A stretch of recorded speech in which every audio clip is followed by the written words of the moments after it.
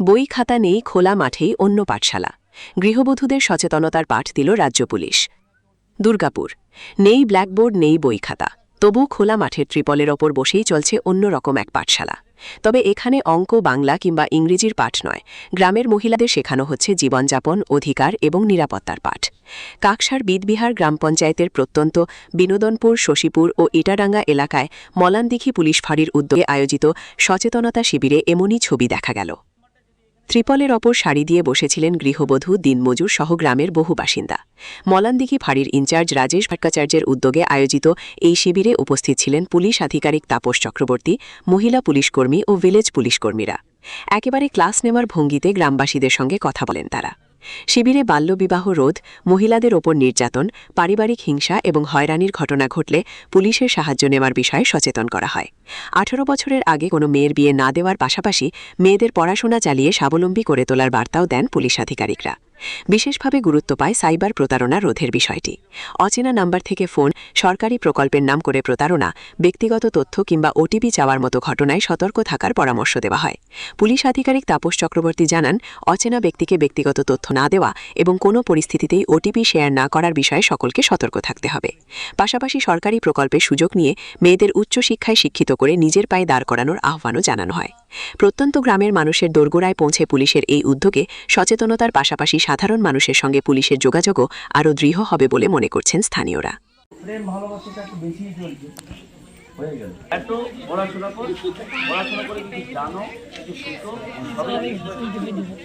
তাহলে আর একটা জিনিস, যে ছেলে মেয়েদেরকে একটা স্কুলে যাওয়ার, যাতে পড়াশোনা করতে পারে তার সুযোগ আপনারা করুন। পড়াশোনা না করলে কিছু ভালো কিছু শিখতে পারবেন না বা জানতেও পারবেন না। পড়াশোনা না করে জানতে হলে কিছু একটা পড়াশোনা করতে হবে। নাম্বারটা যদি এখানে যারা আছেন তারা থানার নাম্বারটা রাখুন। যদি কোনো অসুবিধা হয়, যদি থানায় যেতে অসুবিধা হয়, ধরুন একটা অনেক রাত হলো, আপনি যেতে পারলেন না থানা, তাহলে এই থানার নাম্বারে কল করতে পারেন। এই নাম্বারটা আপনারা একটু লিখে নেন। থানার নাম্বার অনেকের কাছে আছে আশা করছি, যদি না থাকে তবু থাকলেও আমি আজকে বলে দিচ্ছি, আপনারা নাম্বারটা লিখে নেন। ফোনে লিখুন 0343, লিখলেন 034325866605। এটা কিন্তু থানার নাম্বার। যদি ধরুন মনে হলো রাত্রে আমার খুব অসুবিধা হলো, আমি যেতে পারলাম না থানাতে, অবশ্যই থানার নাম্বার কল করুন, ঠিক আছে? আর আমাদের পল্টু আছে, পল্টুকে সবাই আশা করে চিনেন, অনেকেই চিনেন তো?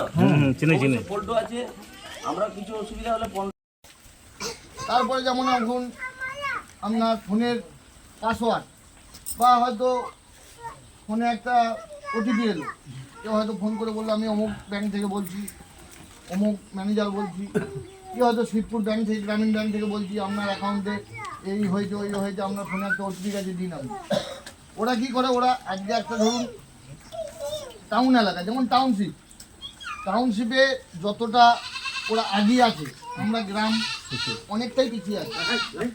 তো ওরা যতটা অ্যাডভান্স, আমরা ততটা অ্যাডভান্স নই। তো এইগুলো আমাদের এই জন্যই বলা যে ওটিপি কাউকে দেবেন না, কোনো রকম কাউকে দেবেন না। আপনার যদি অসুবিধা, আপনি তারপরের দিন দরকার হলে ডাইরেক্ট ব্যাংকে চলে যান, যে ব্যাংকে অ্যাকাউন্ট সেই ব্যাংকে যান।